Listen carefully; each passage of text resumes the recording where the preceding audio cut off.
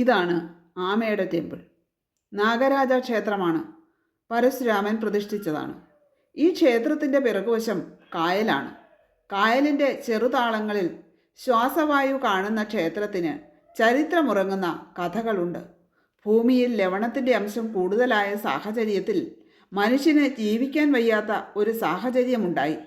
അക്കാലത്താണ് ആദിപരാശക്തിയുടെ ഭിന്നരൂപങ്ങളായ ചാമുണ്ഡി തുടങ്ങിയവർ സപ്തമാതാക്കൾ ഭൂമിയെ രക്ഷിക്കാനായി പ്രയാണം തുടങ്ങിയത്.